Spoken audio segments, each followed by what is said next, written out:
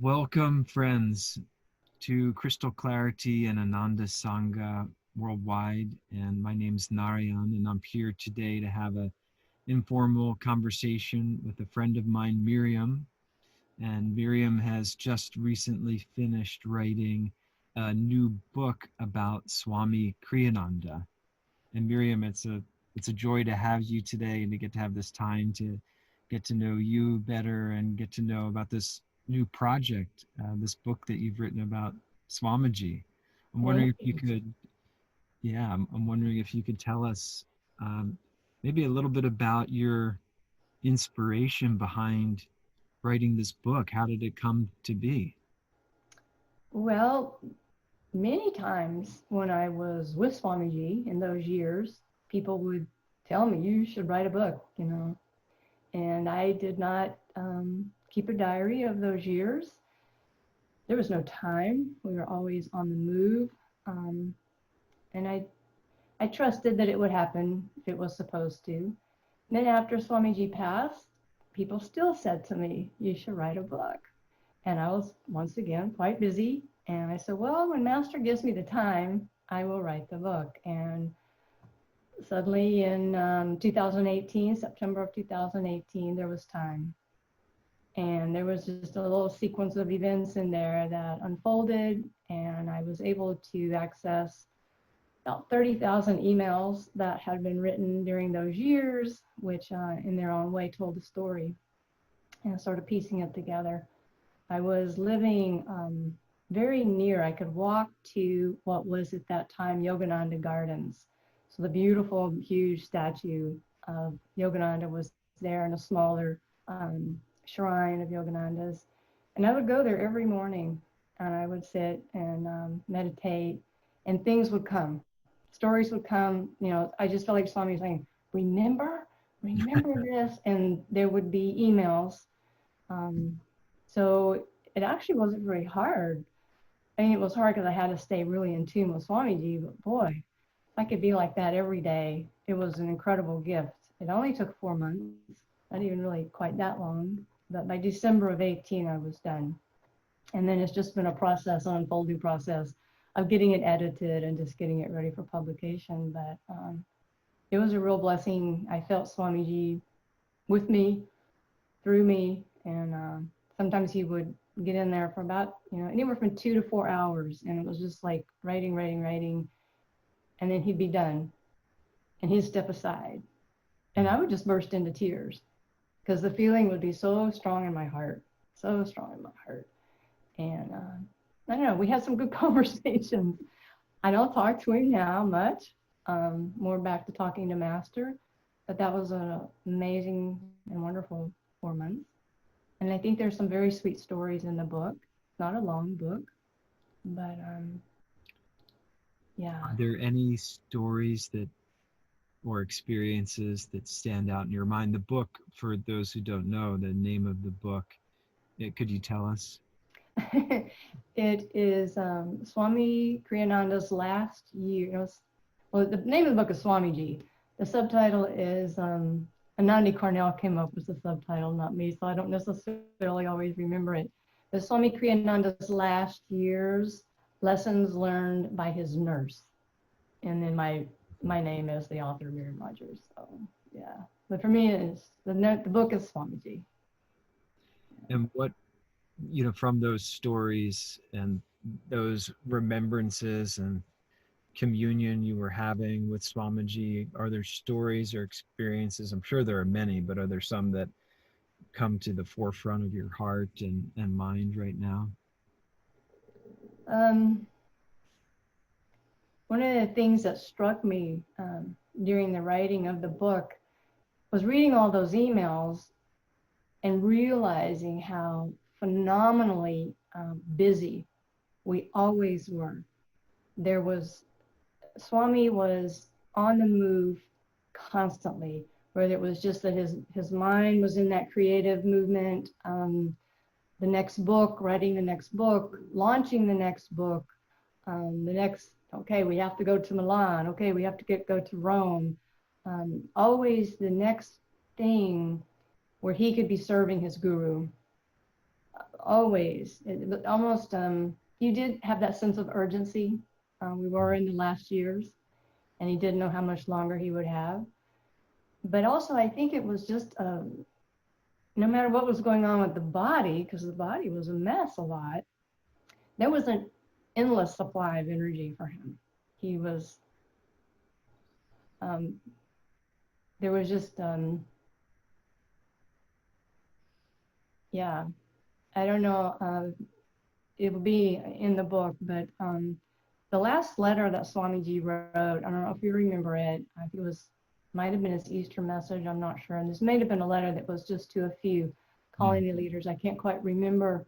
But he was just really talking about, I'm just so done. I'm so done. It was a very poignant, but kind of sad and emotional letter. And then at the very end, he says, oh, and by the way, what about this magazine profiles? This sounds like a good thing we should do. Who's going to take this on? You know, and I think he used Shivani's name. I think he asked Shivani, Shivani, are you going to do it? So it was always, no matter. There was one more thing. And of course, the morning of his passing, he checked emails before he left this world. One more person needed to hear from him. He was going to make that. He was constantly serving, intensely serving up to the very end. Oh, yeah, I, absolutely. I think in that final letter that you're talking about, he refers to Paramhansa Yogananda. And I think it's the photo you have behind you there, the last smile, where he said something to that effect of, reflect that in a few moments, because Yogananda, that photo was taken right before he left the body. Right, That's why it's right. called the last smile. Yeah, And yeah. Swami was talking about reflect how in a few moments he's about to leave everything, but there's no sense of regret Mm-mm. or ego consciousness at all in his eyes. I wonder if you had that type of experience with Swamiji in his last years, where you spent a lot of intimate time with him and would see him and look into his eyes. Did you feel that type of consciousness that he was just Oh, completely untouched in that way? absolutely. It didn't matter what was happening with the body. And there were some very critical and painful, very painful moments for him. But you could look into his eyes, and yeah, he was just doing what needed to be done, taking karma onto the body, burning others' karma, doing tapasya for the work. Yeah, and he would just accept whatever came to him came from the guru, or whatever was happening, and he'd say, let it come. Yeah. How, what was it like, playing that role of his nurse and trying to care for him and care for his body, I guess we should say, right, in that way, and at the same time, you know, loving him and revering him as a spiritual guide and mentor, and a living link to your guru. How did you sort of play that dance between dealing with his body and realizing that he was in a high state of consciousness? Well, I think it was kind of multifaceted in what was happening. I had been a nurse, a critical care nurse for over 30 years. So I understood the impersonal very well. I knew how to be very available to somebody in their moment. I dealt with a lot of death and dying. I knew how to be there in that moment and yet remain impersonal, because it's so important when someone is vulnerable and they need that they have someone there they can really trust. So I had that background. But then I also came to realize over the years of taking care of Swamiji that I didn't feel like everybody else did about Swamiji. I knew he was more than I could see. I knew I could see a lot, but I knew he was more than that. Um, but I didn't feel that, I didn't feel a sense of, oh, I could be with him completely, 100%. There was always deep respect. Um, And I just felt like my job was to keep his body moving so he could do what he had come to do. That was my job. Mm-hmm. And being emotionally involved, being in awe of him, or any of those other things would have gotten in the way of that. And because I had also trained so much in everything, I mean, I'd given chemo, I was a cardiac nurse, I was so many things that when I was looking at that in Swamiji, Master could easily guide me as to what to do. Because a lot of times I made decisions that would be completely against medical advice, expertise, whatever, because Master was there and I knew, okay, we have to get on the plane. We have to go. Swamiji has work to do. Even if he's sitting here having a stroke in Gurgaon, we're getting on a plane. But under another circumstance, I wouldn't have been able to do that. But also I realized in the moment of Swami's passing, because actually some weeks before he passed, I'd even expressed to someone that I was concerned that I didn't feel for Swamiji the way other people did. I didn't feel that deep affection or whatever it was. And I wasn't sure I could be a part of Ananda after Swami passed, because what was this? But then, in the moment of his passing, when I had my arms around him in the dining room, and he had basically left the body the first time because he did it twice, and then came back in, when we started oming him, I felt this like piercing, like there had been a veil between me and Swamiji, and that veil was pierced, and all of a sudden, oh my God, I loved him beyond anything. It was just, and I felt all those things, but they were like big because they were pent up for all those years. Mm. And I was actually crying, which I had never cried with Swamiji, no matter what was happening to him. And he was dying, and the tears were both of grief that he was leaving, but it was more than that. It was just deeply moved, so moved by how much I felt love and how much I knew he loved me and all that. And so then I was just like everybody else. And also he was passing, so I didn't have to maintain that impersonal thing with him. Wow, it sounds like that must have been such a profoundly moving experience, because you had those years, like you said, where there was maybe more of a veil, and your job was to help him on the physical plane with his body, and then in that moment, I can't imagine the waves of deep feeling that were an emotion that were moving through you. Could you tell us a little bit about what happened there at his passing?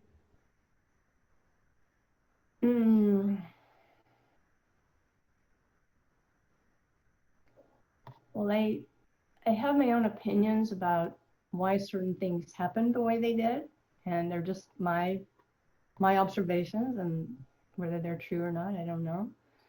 But it felt like Swamiji was more surprised even than we were that he had passed. And so when we had him still in the dining room, sitting in a chair, and he had like this little small seizing up of the body, and the body, he passed in that way that I've seen so many people pass, where the color changes, everything just, he was gone. I could feel no pulse, no breathing.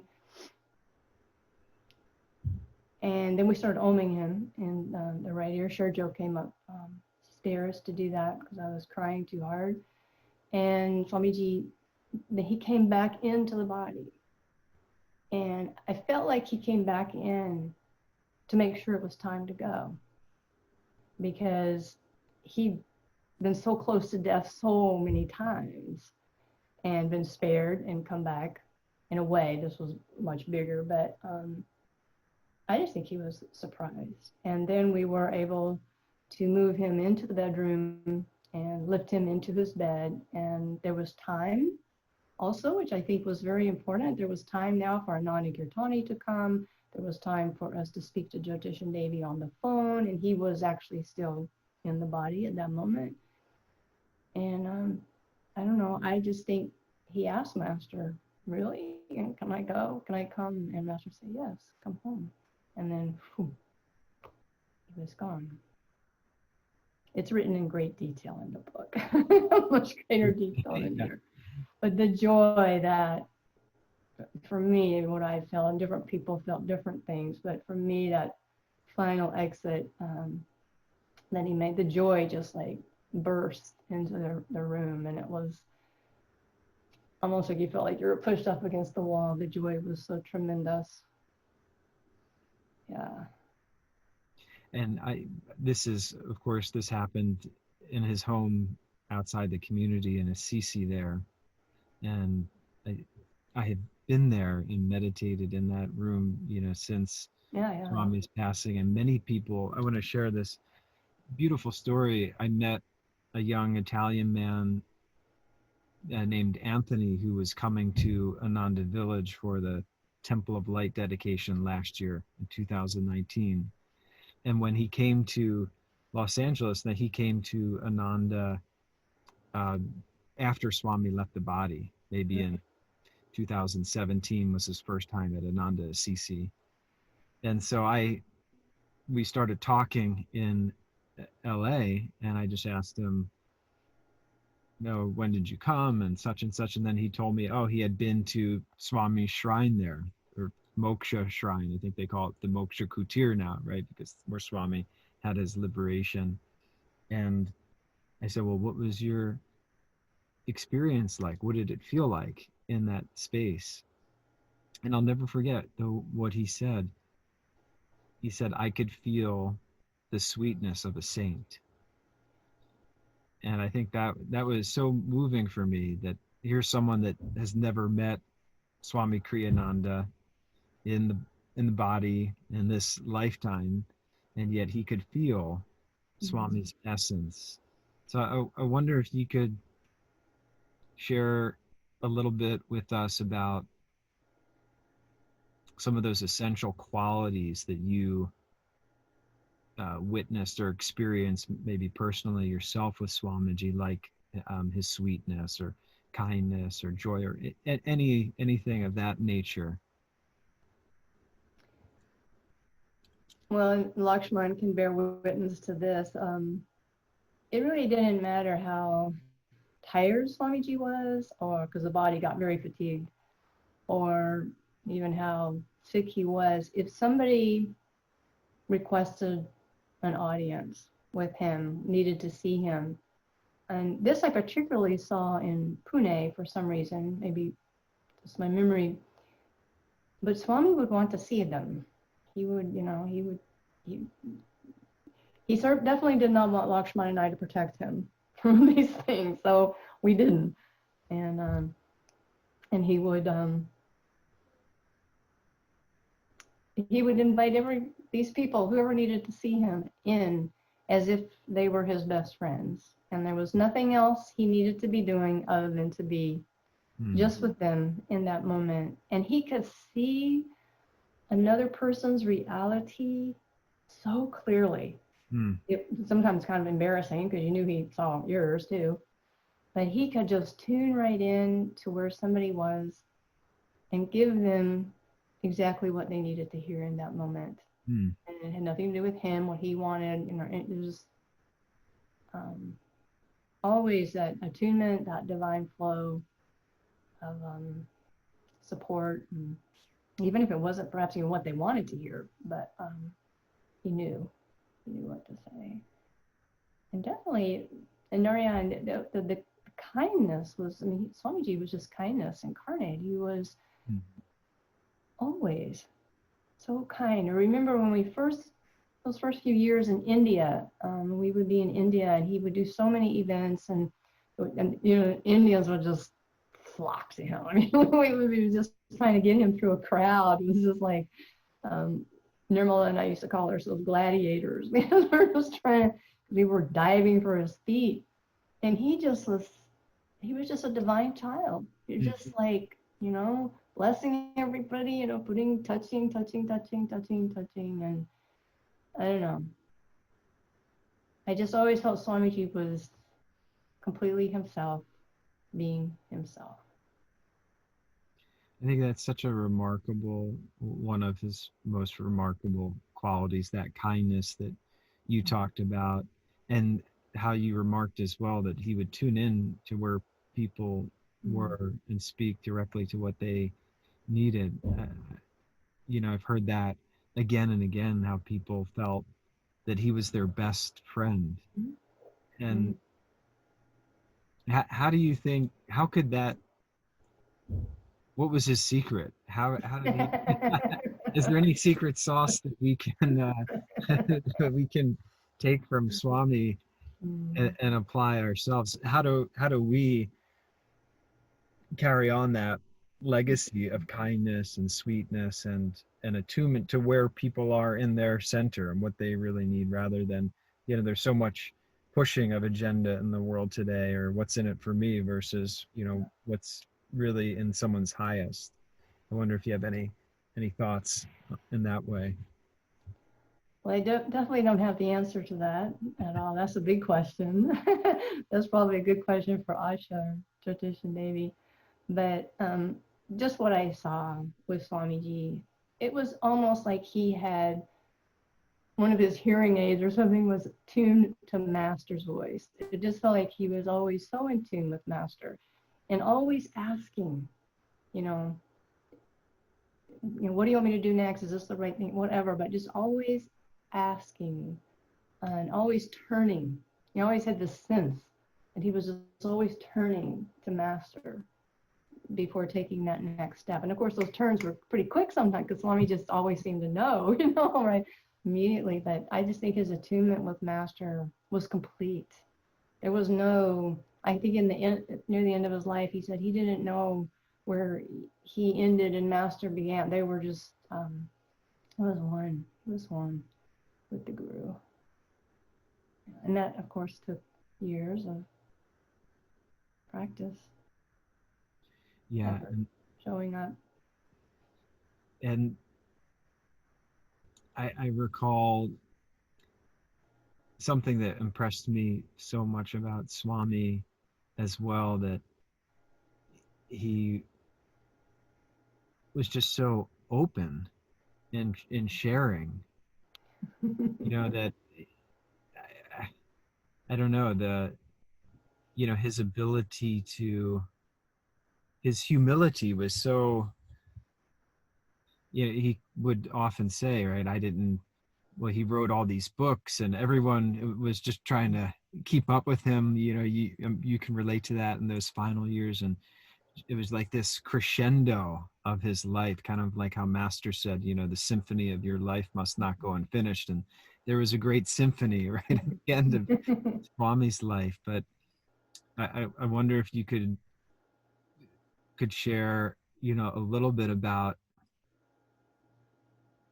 how he did it all, because we know that he didn't do it. Master, his guru, did it through him, and he would always say, God is the doer. But were there some things that you learned yourself, and how he was always lending that inner ear of attunement? What would you do, Master? And how he would just, constantly keep bringing the compass of his mind back in that way.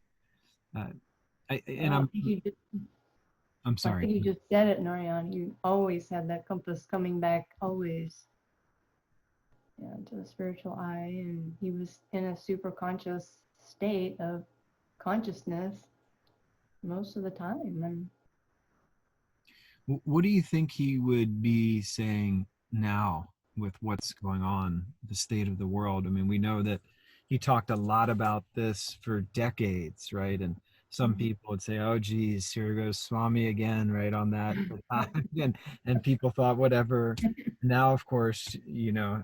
the world is going through a major change and revolution and ushering into a new age. But what do you think he would say, to you, to me, to all of us, going through what the world is going through right now, with pandemic, with economic depression, with racial prejudice and hatred, and just, we're just seeing all this vile and vitriol, if you will, that's, coming out. Um, what do you think Swami's advice would be for us at this time? I'm not sure, Narayan. The only thing I would come up with was just to listen to what Master um, told us, which of course was to be prepared for this great cataclysm and buy land, grow your own food, have everything in one place, school, church, as much as possible, your entire life in one place. And of course, meditate, meditate, meditate. Uh, really, really strengthen your own inner self, your inner consciousness. Yeah. Really just listen to Master, listen to Swamiji. Yeah, do the work, do the practice. Yeah. I think that's doing the work, like you said, doing the practice, and listening. To go back to that, what you just said is so important for us right now, because, well, here we are in lockdown. You're in Portland, I'm down in Los Angeles, and we have the choice before us, right? What radio programs, what websites, what news we're taking in, and everything. So to make that conscious choice, I think I'm hearing you say here, is, of utmost importance now, that we make that choice to tune in to the light more deeply, tune into your source of inspiration, if it's Yogananda, Swamiji, whatever it may be, and then to do, our best to take whatever steps. We've had a number of people too, because of the pandemic, are of course facing loss of job, loss of loved ones, loss on a number of levels. How did you deal with, the when Swami left the body? You were expressing it was incredibly joyful. Was there any way that you had to work through that? Was it simply in that moment and just that realization of, my God, he's my own, I love him dearly? Um, but I'm wondering if there's anything that was helpful for you, that maybe for someone that's going through a loss right now from the pandemic, that would be helpful for them. Well, it was interesting because there was certainly the possibility. I mean, it did happen. I had great joy because I felt Swami's joy, that divine joy. But there was also deep grief, deep grief. Oh my goodness. He had been my sole reality Mm, for 8 years. I was with him for 14, but those last 8 years, wow. I everything was. I remember a moment in Gurgaon, right when we were having to put Swamiji on insulin. Finally, the diabetes got ahead of him, and so I was studying all the insulins and just and I went for this walk with Asha one day, and she asked me a question. I don't even know what the question was, but I said, like, Asha, oh my God, there's nothing in my mind but blood sugar, insulin, and Swamiji. That was all that was there. And she goes, well, good. That's attunement. That's what you should be doing.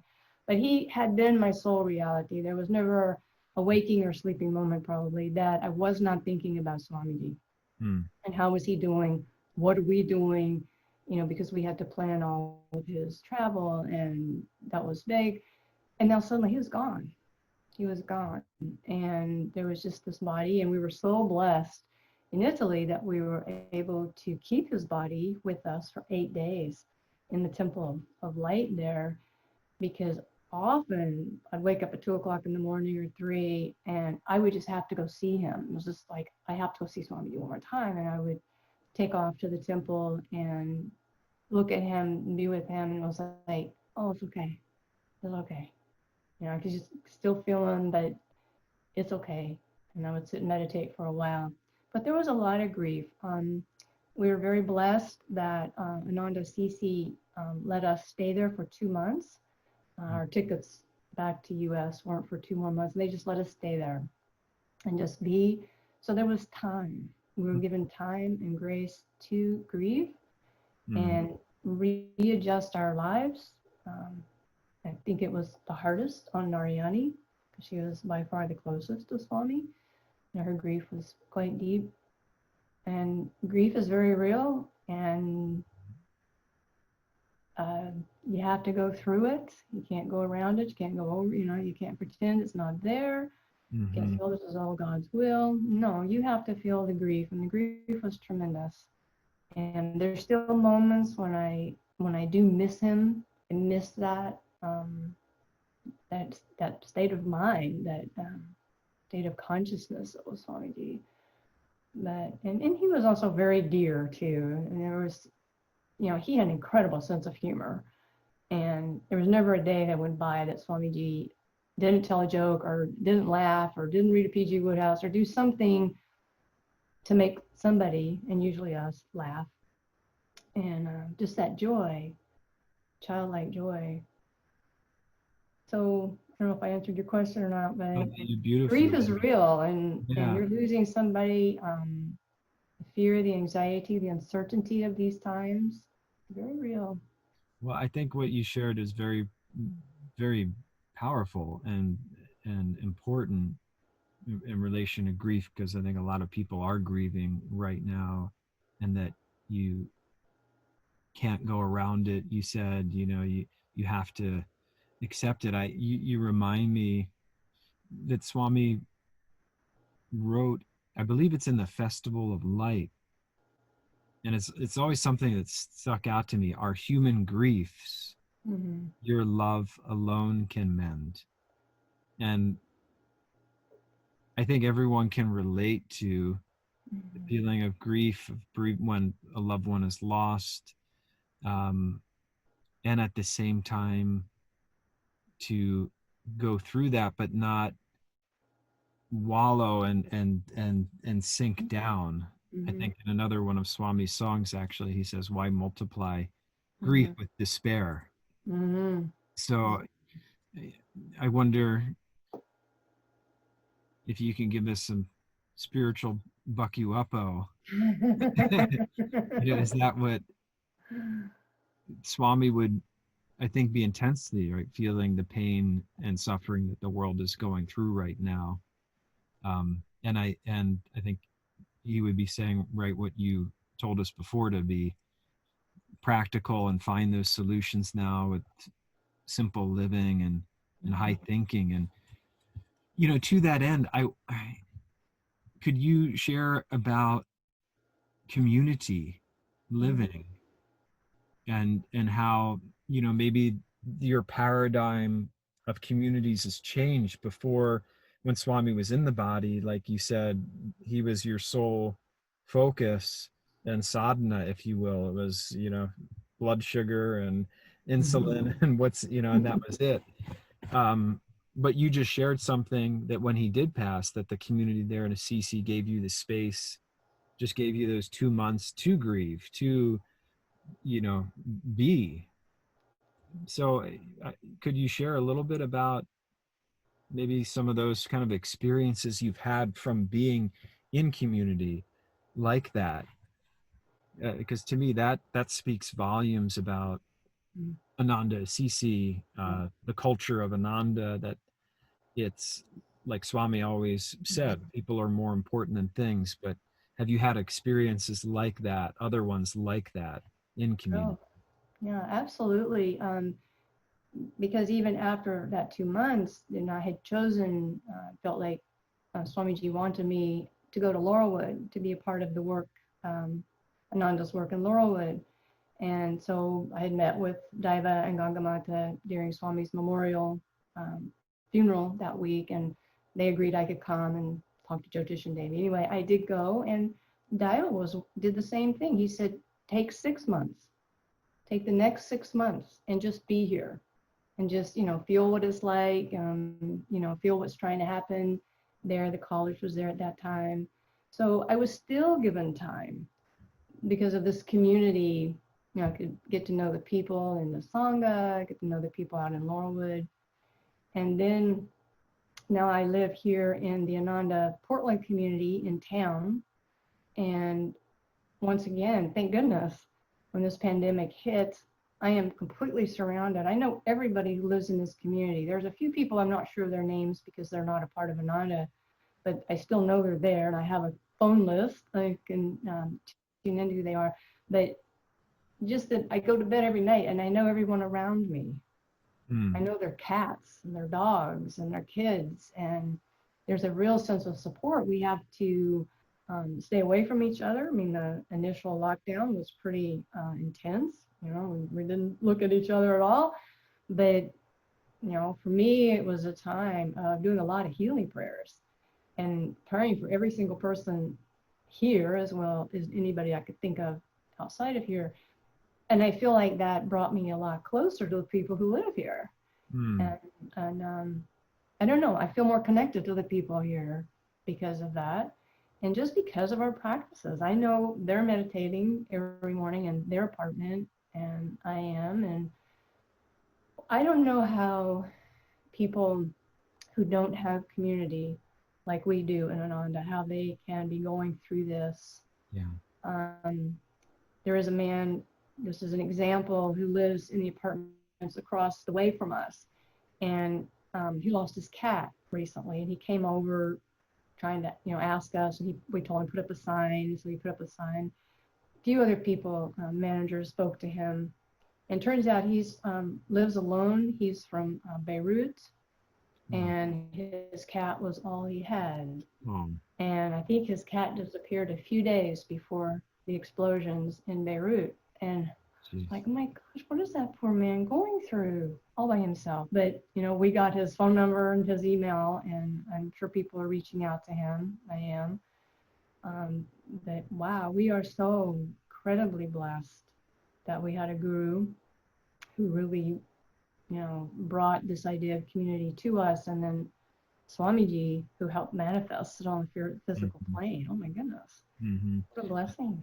What a blessing indeed. And you're reminding me of the power of community is that spirit of divine friendship, or like, Yogananda said, brotherhood is what's going to solve the world's problems.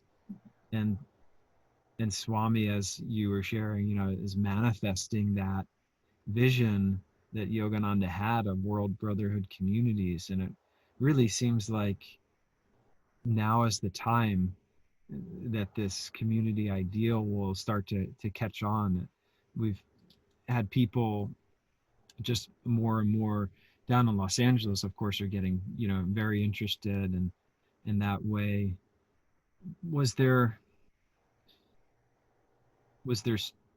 some aspect of Swami in how he could manifest this community's movement? I mean, what was that spirit of divine friendship?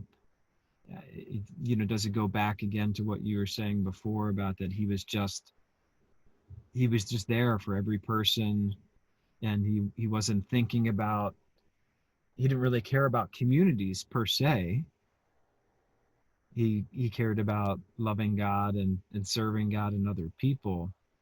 But yet he was so prodigious and in everything that he did. Is there something that you learned or something that you could share? Maybe there's someone here that's going to listen to this and hear this today. They may have that same ideal. They might want to be, now because of the pandemic, wanting to simplify their life, get with their friends. Is there some spirit or inspiration or any practical advice you would share in that regard? Well, just as you were talking, Narayan, what I could feel, you said something about, well, Swamiji, he wasn't, I can't remember exactly what your word was, but you said somebody not being necessarily interested in community. Of course, he was helping to manifest that in a huge way. But what I felt in the moment when you said that was, well, Swamiji, he was a walking community. Mm. Everywhere he went, everybody he met was his friend. You know, Mm. you remember the stories at the end of his life, a few days before he passed, he wanted to go into Assisi and basically say goodbye to shopkeepers that he had known for years, but they were his friends, and he considered them friends. The man who did the landscaping and mowed the grass around his house, Swamiji would come out in the front and wave to him every time they came over. Everybody was his friend. Mm. So somehow, um, if we can live that, Mm. and everybody we meet, because a lot of times you feel an aversion to somebody, or the judgment kicks in, all those things. That somehow be able to emulate Swamiji in his ability to see the highest in every person he met. Mm. What a blessing for the world. Wow, what a blessing. You remind me of how he had, I think it was one of his children's songs, All the World is My Friend.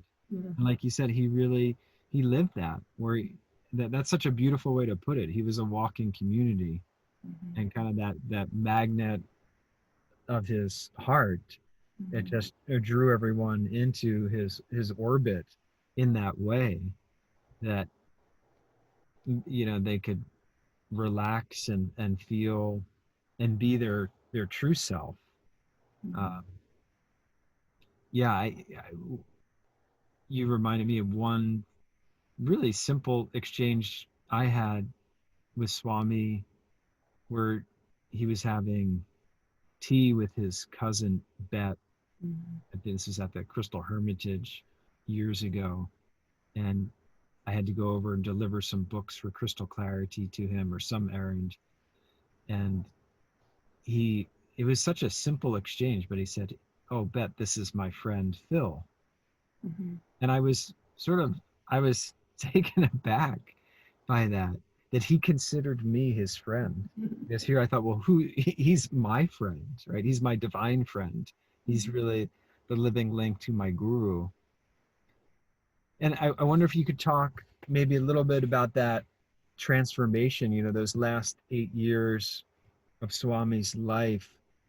Um, and now, after he's left the body, people have been, like Anthony that I mentioned before, have been tuning into him more and more, as a living link to Yoganandaji. Swami never claimed to be the the guru, right? The guru of the work. He was always very clear was Yogananda, and the line ended there. But he said as well that it's our role as disciples to act as gurus in the work, so to speak, right? To be living links, to bring it to life, like you said, a walking community. Have you, since Swami has left the body, you've had this experience of communing with him, through writing the book? Are there other ways that you saw that transformation take place for other people in their relationship with Swami, or anything you would recommend for someone that has not met him? Well, Swamiji did say, what was it? If you want to know me, listen to my music. If you want to, what's the next step? Sing my music. Mm-hmm. So that would be a wonderful step, just to be listening to Swamiji's music. I remember when I was first getting to know Narayani in some earlier years, she listened to Swamiji's music constantly. She always had her little earplugs on, or she was singing it. And yeah, and I know for myself personally, singing in the choir was huge. Being able to sing Swami's music, something happens to you. when you sing his music. Hmm. And so that would be one way of really tuning into him. And because there would be moments when I would suddenly really realize what the words were saying in the songs we were singing. Because sometimes you're just singing, and you know the words, and then all of a sudden you really realize the profundity of what he's written Yeah. and what's coming out of your mouth, and that blesses you and blesses the world. Um, The philosophy in song, I think Nirmal yeah, Dharmadas named a couple of their albums that, right? yes, yeah. Yeah. Thank you for that reminder. That's a simple thing we can do, listening to Swami's music, singing his music. And